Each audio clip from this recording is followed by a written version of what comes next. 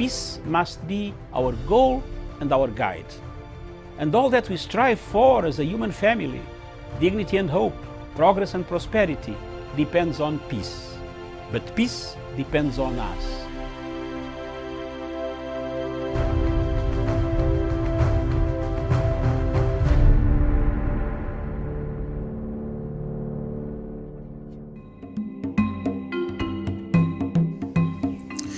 Today, thousands and thousands of Africans and many countries in Africa have conflicts.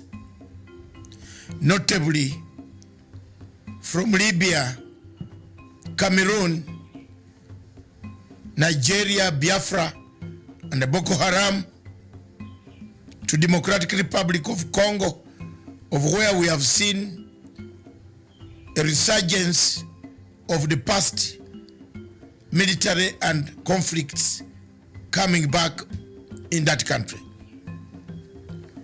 Hundreds and hundreds of people have been displaced, killed, maimed, tortured, raped, several of them dying of hunger, starvation, and other natural causes. The fighting seems not to be ending. For the sake of Libya, the Libyan recognized international government is under siege in Tripoli from another faction recognized by Egypt, France, UAE, and other countries. Whereas the one in Tripoli is recognized by the UN, it has been bombarded, has been strangulated, and many millions of Libyans are dying of hunger, lack of water. The water system has been cut off. The bombardment goes on. In Democratic Republic of Congo, we've seen more of active rebel activities returning to the region after some silence has been observed. When we come to Cameroon, we see millions and millions of Amazonians slaughtered. Yet, when you come to Biafra, again millions and hundreds of millions and millions are worried, displaced, tortured by the Buhari regime. Yet again in the north, we see Boko Haram killing, maiming, abducting, and burning down villages in the same Nigeria. When you cross over to Central African Republic, the same is the history that has littered Africa. While all these events are taking shape, Africa is silent. Africa is not making enough efforts to find a solution to what is causing the problems in Libya, in DRC, in Cameroon, in Nigeria, Biafra, and now you add in Khartoum, Sudan. As people die, the people of Africa have no answers, have no solutions. There is nothing to bring an end to the conflicts that have killed Africa. We seem to be new ones manufactured, old ones reignited, encouragement coming from external powers.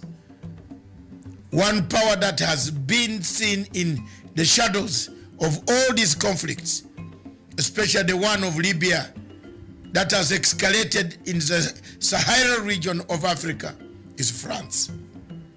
When you come to Democratic Republic of Congo, the same country is in the shadows. The war can be seen is France. When you come to Cameroon, in Amazonia, the one behind that has the key to bringing peace is France. Therefore, our question as Africans, why are we silent? Why are we not saying enough is enough of the wars? Thank you.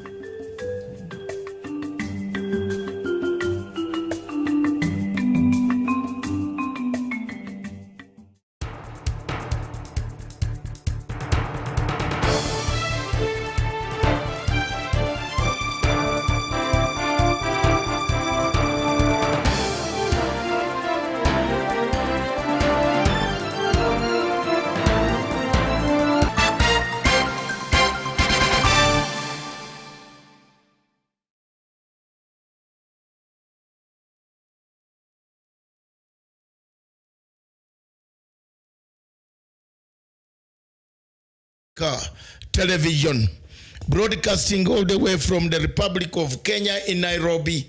Viewers, thank you very much.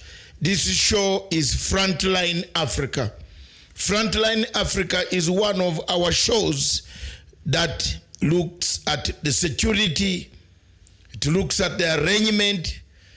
How has security been on African continent for the whole year? Is one of our investigative pieces that we go into the entire Africa, the entire international community to look at security. Security is a key to any nation developing, either the bigger democracy, developing democracy, or a non-democratic state. The show Frontline Africa goes at the frontiers of Africa to see what is happening with Boko Haram, Al-Shabaab, Al-Qaeda units, Libya, General Haftar, Khalifa Haftar, being used to kill more Libyans, what is happening in sub-Saharan Africa, including what is happening in Central African Republic, South Sudan, Sudan itself, Eritrea, several other countries in Guinea. What is the security situation? With me in the studio to present the same this afternoon is none other than Miriam. Your role is as big as mine to introduce and say the country. I will speak from a security point of view as an expert also who knows something about security, the arrangements of how cells, sleeper cells, terrorism is encouraged. We shall look at human trafficking, drug trafficking, you know, all these things boil up to one thing: insecurity. How far has Kenya done? Kenya seems to have done very well, apart from one incident that shook the city. So we shall look at all those. What are the improvements? What has changed in the security? And we thank all the security officers, all those senior intelligence officers in the world, in Kenya especially, those who have been doing a great job to make sure that they piece up pieces of information in order to keep us safe. I want to give you credit where it is due. We also want to encourage as many as civilian population, wherever you are in Africa, to be your neighbor's keeper. Stand with your neighbor. Discuss and see what happens with your neighborhood. We want to look at the developed neighborhood systems. How is security conducted in Britain, for example? In Britain, everybody is each one is a keeper. You get up at 3 a.m., for a week, the neighbor will be noting down that at 3 a.m., that's the guy coming in. Do we have that mentality in Africa? Do we have it in Africa as security? Do we look after each other? Do we check on the elderly? Do we check on our neighbors to find out? In Uganda, for example, give a credit to President Museveni. Security in Uganda is totally different in the sense that anybody coming out from outside and sleeping in a hotel, the LOC1 must know you. The local council chairman will know that there is somebody in that hotel will be sleeping for 4 days. If 4 days pass and you have not left, you will get quit notes. When are you going? Have you extended your stay? That is security. How many of us here help the police? How many of us engage with security agencies to facilitate them, to give them information? That is what we want to look at this evening. Thank you very much, viewers. We are here, and Miriam, welcome to the show. Thank you. Thank you very much. Thank you. Security to you, what does it mean, and what does it give you? You are walking home safely from your school, your university, you're going to go home, you reach home safely, put on a cup of tea, kettle, and the cup of tea flows down, you drink, you say, thank you very much, I have arrived home. That is the security. That is the security that everybody. How many people in Africa are insecure? That's what we want to look at as a final Tuesday, because next Tuesday we might be broadcasting something to do with Christmas or eating our pre-Christmas, wherever people will be, those who will be celebrating, and like some of us who are not celebrating anything. But here we are. The challenges of security in Africa, what are they? What has been the challenge? Are we the human beings? Are we the citizens? Are security agencies helping us? In Nigeria, the situation is different. In Amazonia, the situation is different. In Libya, the situation is different. In Kenya, the situation is different. In Somalia, there's a difference in the scenario. Thank you very much. Over to you, Miriam. Yes, indeed. And as we look at the security challenges across Africa this year, 2019, even as we get closer to the closing of this year, I think it has been a lot of challenges, but also some successes that we have noted in Kenya, especially when we start looking at Kenya. Of course, one major attack that happened in the beginning of the year, that is on 15th of January, where we had a terror attack at the Dusit Hotel, where 21 people lost their lives. And some foreigners was there because it's a very cosmopolitan complex there in the suburbs of Westlands around a place called Riverside Drive. So really, that really shook the country in the beginning of the year. But since then, just a few incidences here and there, especially in the border between Kenya and Somalia over the northeastern part of Kenya. But so far, compared to, say, a few years ago, I think Kenyan intelligence has gotten their game right. And a lot of attacks have been thwarted. We only hear the news after police has gone ahead and thwarted and recovered the weapons and the items and the grenades that were supposed to be used to cause mass terror attacks in the city and across the country. So kudos indeed to our Kenyan intelligence, and who have really upped their games in terms of we've not been caught off guard as it were a couple of years ago. You're scared to be in a public space because you don't know what will happen next. But now we see the Kenyan intelligence has really improved, and they're able to curb some of these attacks before they happen. Also this year, just across Africa in general, we look at countries like South Sudan. Still there's a lot lacking when it comes to insecurity. We still see the numbers increasing, and even very worrying reports that came that was presented to the United Nations that even said that there has been a fresh recruitment of child soldiers, something that really is worrying in regards to the peace, the fragile peace, and the peace agreement and the process that has refused to materialize. But I mean, as we look forward to next year, hopefully something will change. Indeed, across board, we've seen Boko Haram attacks really intensify in countries like Nigeria. Just lost 71 soldiers the other day. Before we go, thank you very much, Miriam. That's very good analysis on Kenya. Before we leave Kenya, we want to commend the security agencies in Kenya. The change of tactic. The change of tactics in information gathering. The intelligence systems have been cooperating in information gathering.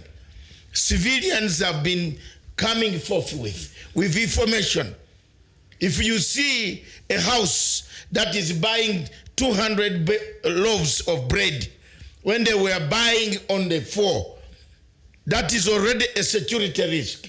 You must inform your police officer, especially this Christmas. Why are we looking at this program also?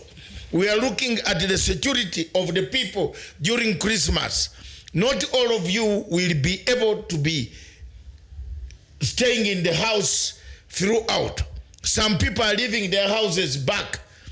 Some people are going away. What is your security arrangement about your property? These are some of the things that we are talking about. We are simply not talking about bombs being planted. We are also giving you security tips. Make sure that you lock. Make sure you tell your neighbor to check on your house. Make sure that this is everywhere in the world. People are doing so. People who are picking planes to go to disappear in the north of Sahara, where things are very good, or south of Sahara, where sunshine is coming, or whatever it is, are telling their friends, this is the program. We brought it specifically that you make arrangements, enough arrangements as you travel, so that you don't get caught up. When you come back, you have nothing. The money you have spent it on an island, very cruising, and you don't have money to buy a mattress. The mattresses have been stolen. Yes. Yes, indeed. And we've seen a lot of that. And also, I think something that President Uhuru Kenyatta said a few years ago that people really must have misunderstood. And I remember it caused a lot of uproar in social media, and Kenyans did not really understand. He said, security starts with us. Security starts with you. Yes. You have to be responsible sometimes to your own security. And I think a lot of people do not understand where President Uhuru Kenyatta was coming from. I think what the president was saying, and perhaps that is what has seen maybe the level of security improved even around the city and around the country, is because people have realized, if I see something is not right, if I see something that is not usual, I'd rather go to the police and let them come and find there's no alarm than me sit and take the chances of another 20, 30 people dying because something is there that does not look okay. So I think that is what the president meant. But I think now Kenyans have fully understood that, and perhaps they've taken the clarion call from the president that if you want to be safe, you also have a part to play outside of the police and the people who are there to enforce your security. You also have a place to play in terms of making sure you're secure. And if you see anything unusual, as Doctor there you've mentioned, then you have a responsibility. You owe it to yourself and to the people around you and to this country to be a patriotic Kenya or a Ugandan or a Tanzanian or whoever, wherever you are, to take the responsibility to make sure that you alert the right authority so that if there's anything that could go wrong, it can be thwarted and some lives could be saved. Yes, thank you very much. Of course, in Kenya, we take the opportunity to thank especially those handling intelligence, information gathering. Thank you very much for the role you have played in making sure that you alert and stop any terrorist attacks on the people of Kenya. We regret, we stand with the families that have lost their lives. We also want to take this opportunity to thank the Kenyan Defense Forces in Somalia. They have played a pivotal role in making sure that terrorism that used to be imported or exported into Kenya does not work anymore. Terrorists who used to roam But don't give up because we are not yet there. There is one thing that I'll read it today. If you think of quitting, there is something that I want to read. You're here with some inspiration? Yes. Good. Another good inspiration from me. A very serious matter. I want to thank the world that in every life that you have, there must be an ups and downs. And if there is an ups and down, don't give up. There is something that you must always, don't quit. When things go wrong, as they sometimes will, when the road you are trudging seems all uphill, when the funds are low and the debts are high, and you want to smile but you have no sigh, when all is pressing you down a bit, rest if you must, but don't you quit. Success is failure turned inside out. The silver tint on the clouds of doubt, and you can never tell how close you are. It may be near when it seems very far. So stick to the fight when you are hardest hit. As soldiers, we were told, when you are hit and your battalion is gone down, this is the time when you, the commander, left with the few of you, tactically you could disorganize the entire battalion. Don't give up. So stick to the fight when you are hardest hit. It is when things go wrong that you must not quit. It's good. Yes. There. When things go wrong in Nigeria, don't give up. When things go wrong in Amazonia, don't give up. When things go wrong in Somalia, don't give up.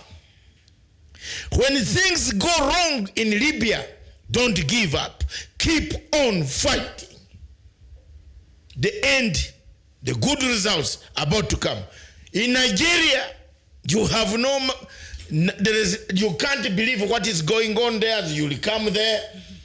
It is a sad state where General Buhari has decided to slaughter his own people on a daily basis. The younger boys, the younger men, the children, the women who are tied on cars and rolled and driven around the villages of Onitsha and Nigu. This must stop. When things go wrong, we must stand to fight. Don't give up. There is something that I have all the time. I have it in my heart. I never give up to the last minute. Because I'm about to deliver, I stick to that. And that is why in Kenya, the KDF in Somalia, don't give up. Keep the fight. Because if you say you withdraw, if you say you give up, it is the time that God has said you are about to win. The people in Amazonia who suffer the same, don't give up. Everybody is hearing your message. Things will be all right. That is I want to take this opportunity, I had forgotten also to pay tribute to my foreign friend, a classmate of mine a few years ago, who fell to a car bomb that blew her while she was campaigning for the prime ministership of Pakistan. Mama Benazir Bhutto, my comrade, my sister, You did a great job for humanity. You struggled for humanity. You went down in the hell of bullets and the bombs and the pieces. Mama Benazir Bhutto, I still remember your voice in those classrooms of Calcutta in Aldgate East, in London Guildhall University, when you came into your final pieces of pieces. You inspired most of us that a former leader would return to school, but you went down in bullets, in a bomb that cut your life short. Mama Benazir Bhutto, you will be remembered. God does not forget. He only gives a waiting minute for those who do harm to others. This morning I learned of the sentencing of General Musharraf, the man who never liked this girl, hated this girl, a man who hid Al-Qaeda, who knew that Al-Qaeda existed in one of those places in Islamabad. He knew it. The entire world was looking for Osama bin Laden. General Musharraf, time has arrived. The rope,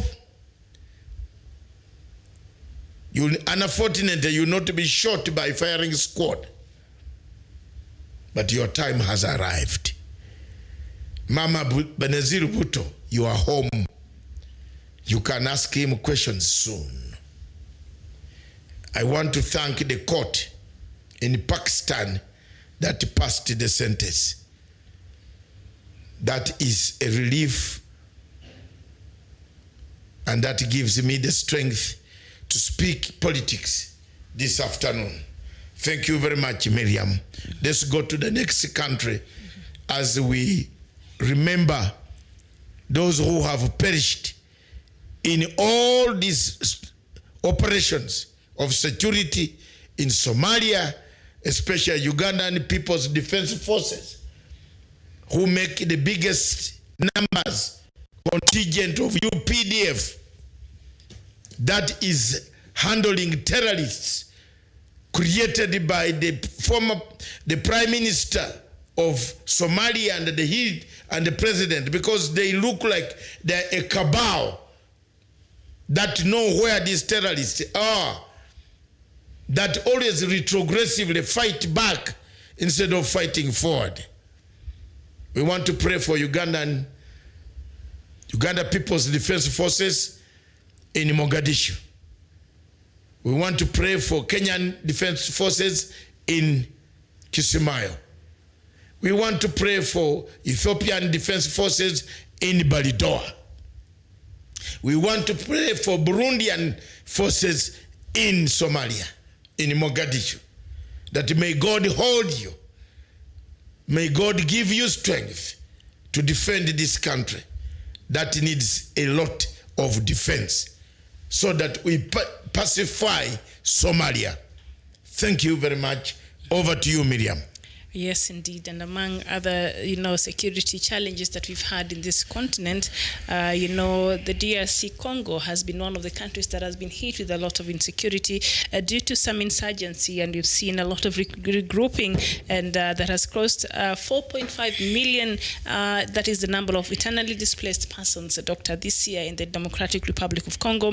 And also that has caused another insecurity in a country like Uganda, because they border there, and we've seen a lot of we've seen a lot of, refugees spill over, and the neighboring countries taking on the burden of, hosting their African brothers there from the DRC Congo. So 4.5 million have been, displaced this year only in the Democratic Republic of Congo. And of course, President Tshisekedi inherited a number of crises across the DRC, including, of course, an Ebola outbreak, which also caused a lot of insecurity there in the east, and ongoing violence across the country, particularly in the Ituri, Kasai and Kivu regions. More than 100 armed groups, such as the Ugandan Allied Democratic Forces, are believed to operate in the eastern region of the DRC. Despite the presence of more than 16,000 UN peacekeepers, these groups continue to terrorize communities and control weakly governed areas. So we've seen rebels' activity now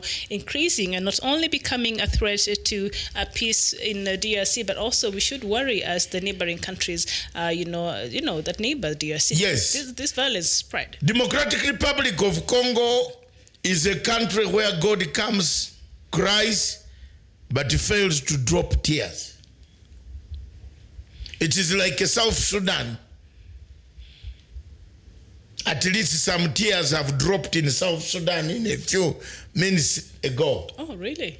Yeah, breaking news right from South Sudan indicated that they have listened to my calls and our calls. I told you so Bashar that I will bring Riek Machar. Tell me Bashar is back permanently. Not back. Permanently, no? He has agreed. You remember I gave him an option.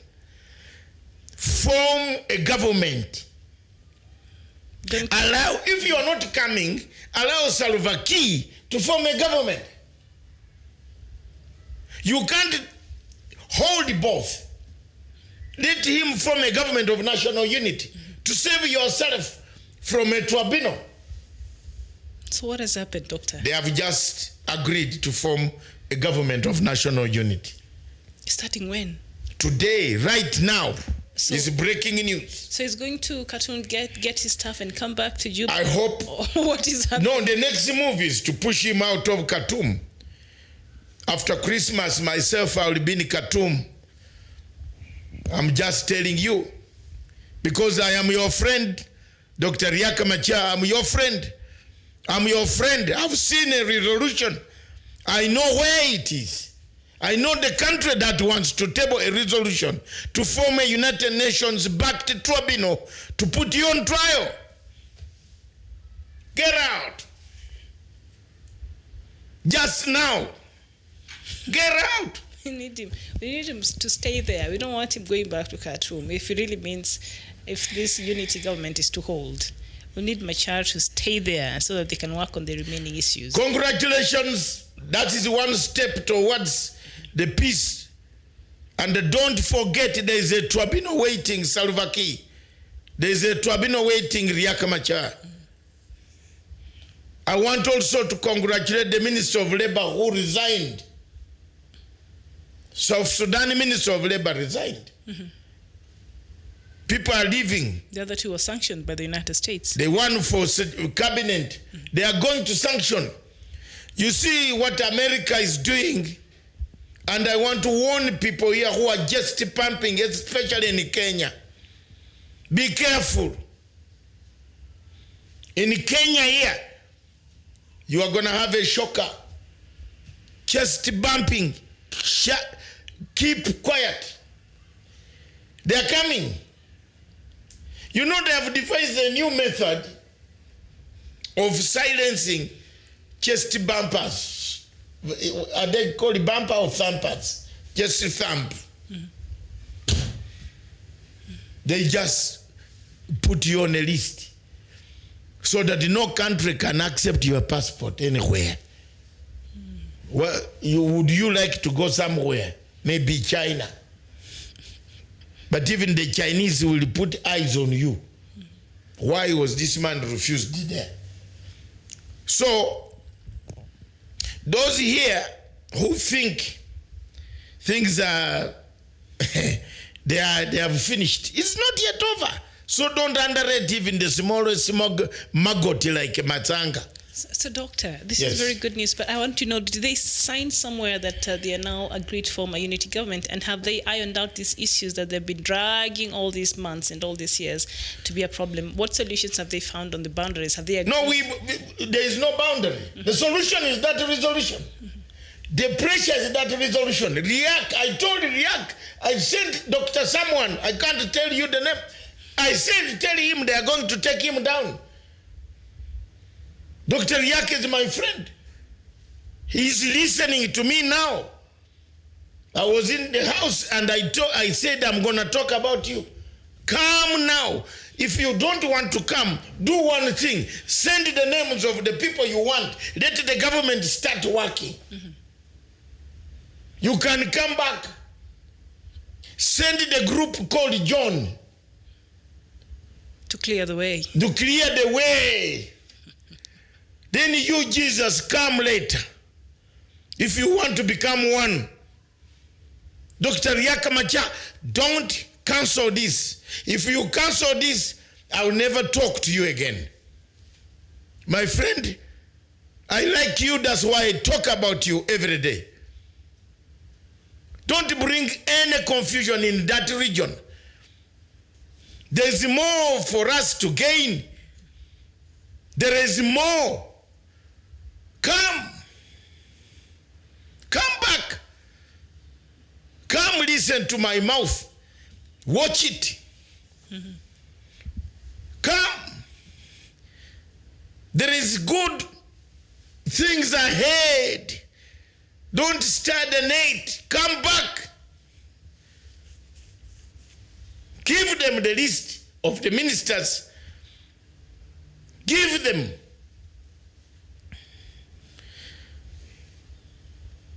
I have just read it to you. It's a revelation to me. It said not to quit when it is almost the last moment. At times, I feel like quitting, but I say, no, let me wait. And for those who underrate, some of us who persevere, I'm single-handedly one man left with the legacy on entire Facebook.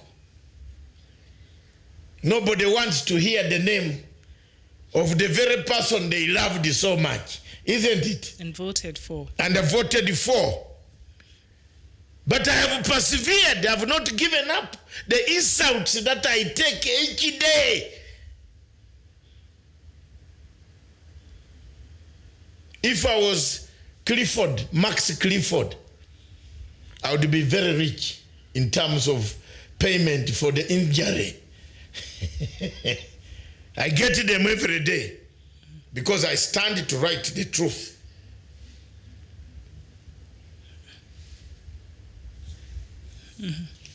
I know you went through this issue in the morning. The South Sudan issue. And the Ugandan, the Kenyan issue of Mr. King Kaka. It is also insecurity. You know, it also causes insecurity. If you are going to label everybody to sing hate. Now NGOs lost yesterday. They lost. Tell me how they lost.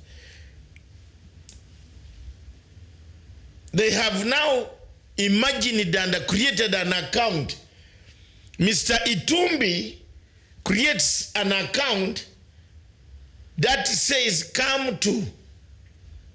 Then he writes a long letter to the director of CID, DCI.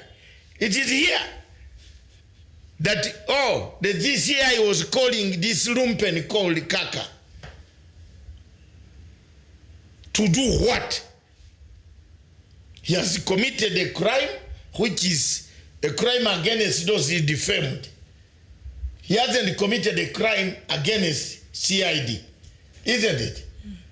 If the crime is going to bring chaos for Kenyans, then CID can come in. So they wrote a letter, purported it. They had a letter. You know, they have a manufactured department that still manufactures assassination letters. You know, they manufacture letters of so many things. It won't be again this morning, after long absence and after the disappearance of this lady. What is the beautiful lady? The one who is an accessory to murder. Jackie Mariba. He resurrected with his long letter to DCI. I'll send it to you. You read it. Then they went to DCI that you called us. See, DCI says you never called anybody. With Paul Mwangi. It is on my website. You can bring it up, Stephen, if you can get it. Paul Mwangi, Boniface, sorry. Yesterday I told you this is George Soros. Have you seen now? Have you seen? It's coming slowly. A big group went on foot with cars driving up to there. Big of youth. So it is a rehearsal to rehearse how they can take power in Nairobi. But that is up to the people of Kenya. For us, our role is to expose insecurity where it comes from. It could also become insecure. Thank you very much, South Sudan. I think we had put it on the list. Yes, it's on but the list. But now yes. it is gone. That's we want to thank Dr. Riek. We want to thank all of you that if this government of national unity is formed, don't forget there is a tribunal waiting. Don't forget the country that has actually done a tribunal is a very deadly country. Is a superpower also in Europe, in the world. And there is a document waiting to place, and they are ready to pay for even the courts. Remember, 384,000 South Sudanese perished in a wanton killing that sparked the entire region, brought the entire region to chaos. People perished. Accountability. Don't start being in power, then you can be covered by the power. But you can't bargain in Khartoum. They will hand you over like a small snake or a rat. You know the government in Khartoum is not very comfortable. No, it's not. With anybody who is related to an armed struggle. These are professionals, doctors who have been trained by George Soros' money. You know it's George Soros. Everybody, when I talk about George Soros, people ask me, who is this George Soros? I wish you went down and saw who he is. This is a man who is dreadful. He doesn't care. If he sees a value in you that will destabilize another thing that he wants, he will do it. He will fund you. Thank you very much. Let's move on. Congo. Congo is a country that has problems.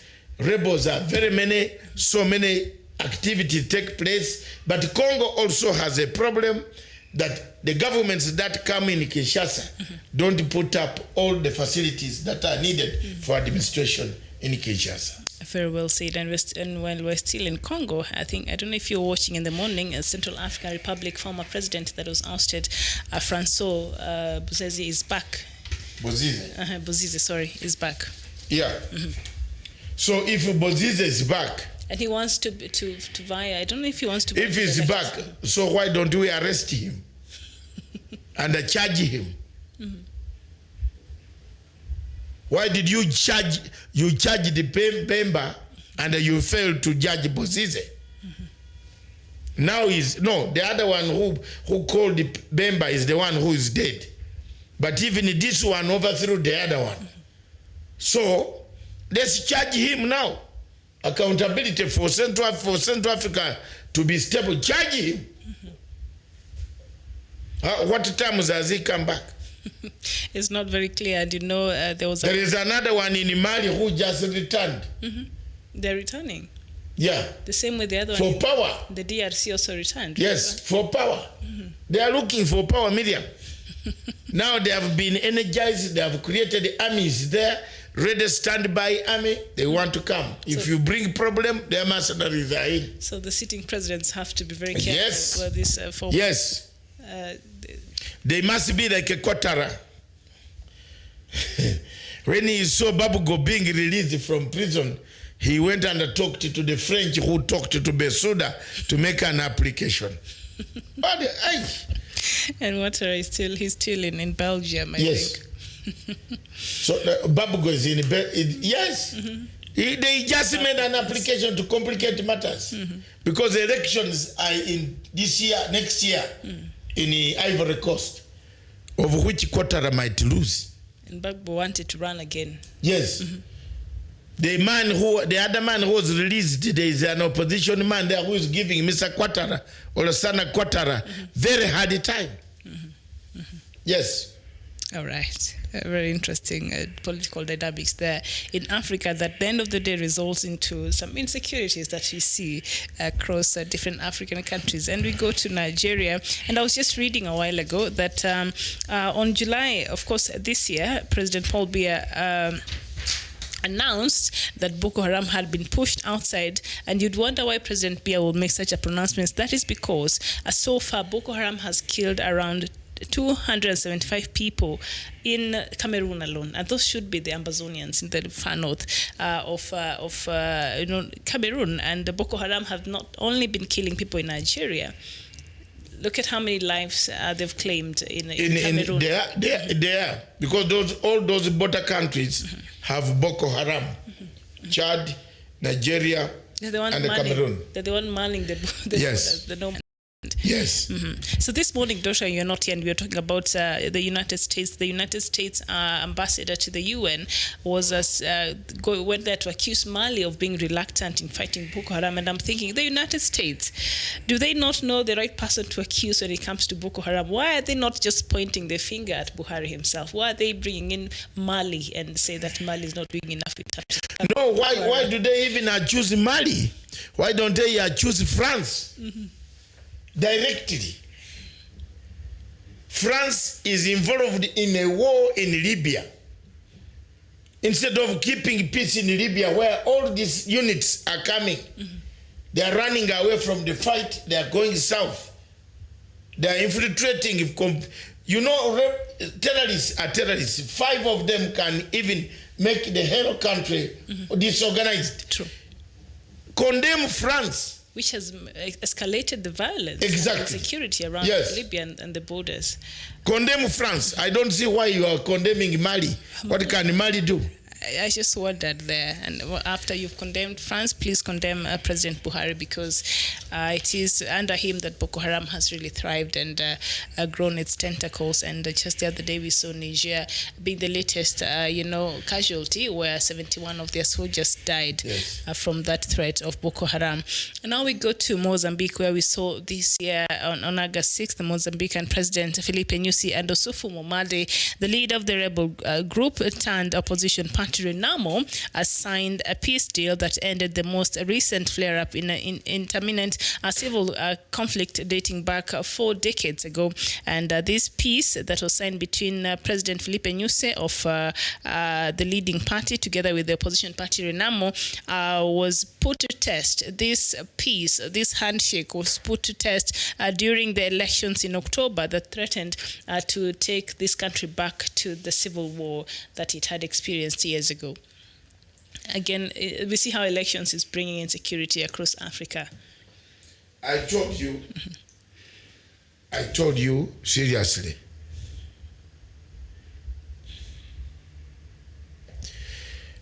I told you in a very serious way that things that happen in Africa amuse me. Buhari knows where these guys are. But Buhari has no courage. Instead, has turned the soldiers from where they are, brought them down. So, Miriam, some of the things are very disturbing. Next. I was actually in Mozambique. I already left Boko Haram. So I was thinking of Boko Haram because Boko Haram, something here came in which distorted me. Yes. Mozambique, Renamo. Renamo is also French funded. everything that is going wrong in Africa currently is the re-emergence of France trying to take over the supremacy, the territories that Britain used to have, or Portuguese. So in 10 years to come, France would have actually managed to retake, because of the amount of investment, the amount of things that they are putting out money. They are promising railway, they are promising drilling oil. This afternoon I was talking to another younger man in South Africa and asked him, why is it that they built the biggest reservoirs for oil in Zimbabwe? Then he asked me, why is Zimbabwe having oil? I said, you didn't know. In Uganda, we didn't know that we are even sleeping and building houses over oil. Wait, Zimbabwe, until 10 years ago. Zimbabwe has oil? Yes. As shocked as your friends. Huge amount of oil. Since when? Since a long time ago. Do they drill? Are there? No. Turkana had oil. When did you know about Turkana? 10, 15 years ago? When finally somebody came out with maps and said there is oil. But previously, the colonial master made Turkana a place for viewing. And sadness. And sadness. Naked people in Africa. Impoverished. Cannibals. They have spears, they have this. Go there and see. A Muzungu leaves London going to see these naked people. As if you cannot put on your own, mirror and see your nakedness in your own bedroom. Karamoja across, they did the same. They said, don't fly to Karamoja. It is very naked. Kumbe, do you know what was happening? As we people kept Karamoja feeding them food, they cattle rustle us. If you go there to operation to get these arms, the Bazungu first report, human rights abuse. They wanted the Karamojons to remain naked, walk naked, with their bodies flashing.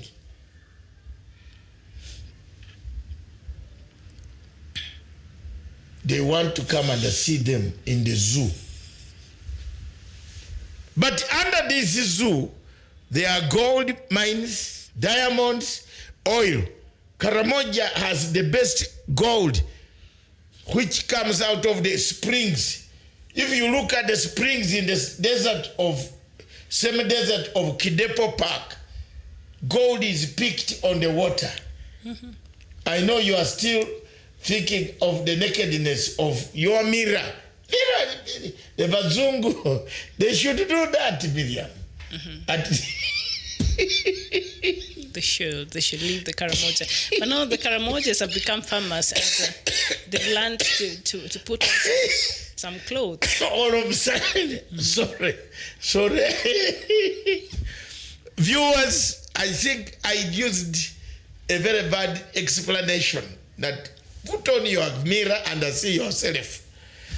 That was what I meant. It's okay. I think there's nothing wrong with that. Instead of telling... But now Karamojas are civilized. They are. Yes. They are growing crops. And they're wearing clothes. Yes. So no more zoo. No more zoo. That is good. Yes. Let's take a briefer first. But let's continue. Have you taken a briefer? Even Paul Kagi is just laughing with you, and he's saying you can't stop laughing. And the rest of our viewers, thank you so much for watching us. Yes, let's just continue. And yeah. So that has changed. Changed. So while they were busy writing the human rights abuse, they were busy also protecting. But President Museveni disagreed with them, went in and said, you bring me guns before you go back to your houses. But also that is the time they're also exploring for the oil deposits. Yes. While they were busy. There is plenty. So in Zimbabwe, why do you build inland big depot to store what?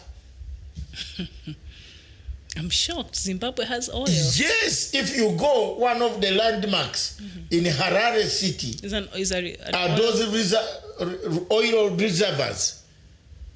They're huge.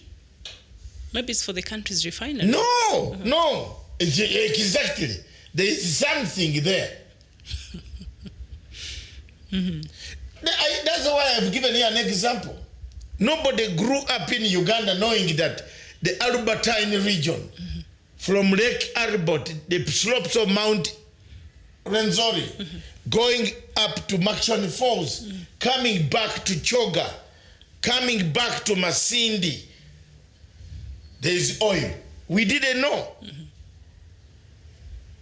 Until some wonderful people came and explored that. Not wonderful. They brought the maps now. They brought the maps. They say, can we tell you? There's something there. We found it in 1886. What? They've been keeping these maps? They kept. Have you ever seen an exam paper being returned to you in Britain? That explains the new scramble for Africa, the interest that they have in Africa. They know a lot that now the point I was looking for, you got it. When I talked about you really France, went a long way. A new scramble.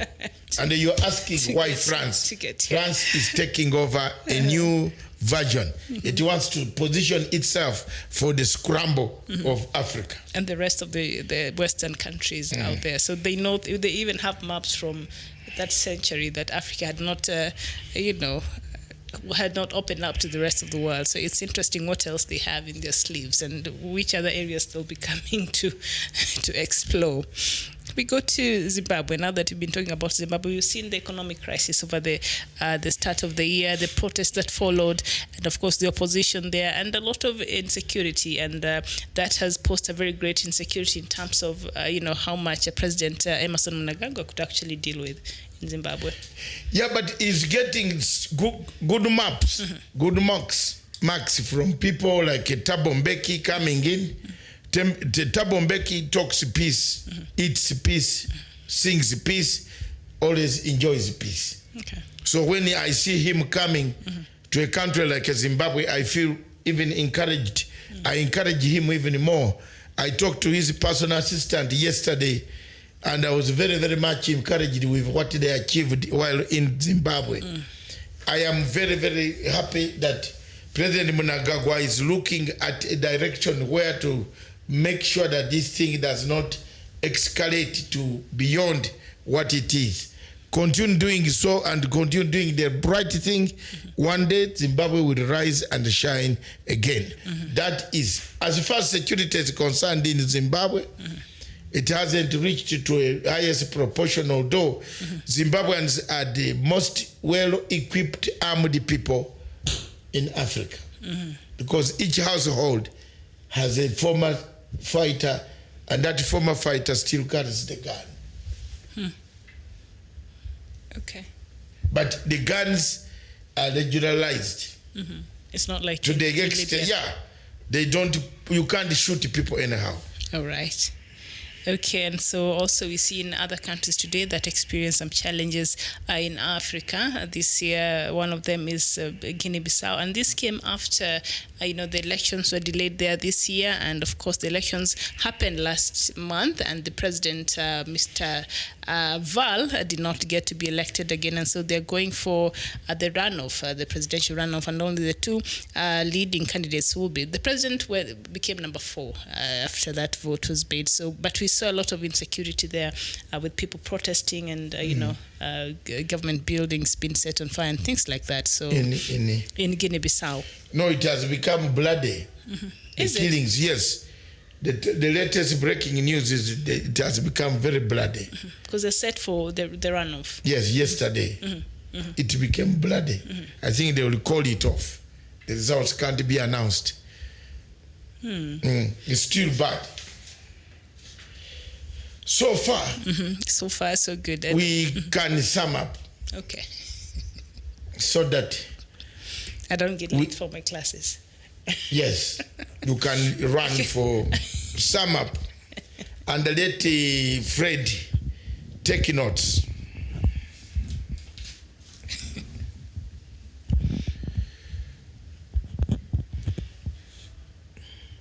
Today, our program, our show is Frontline Africa. It's a show that looks at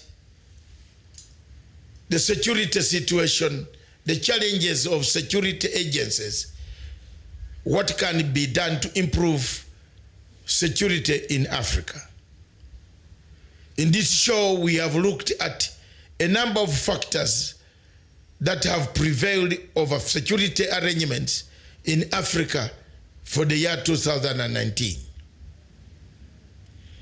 There are challenges that remain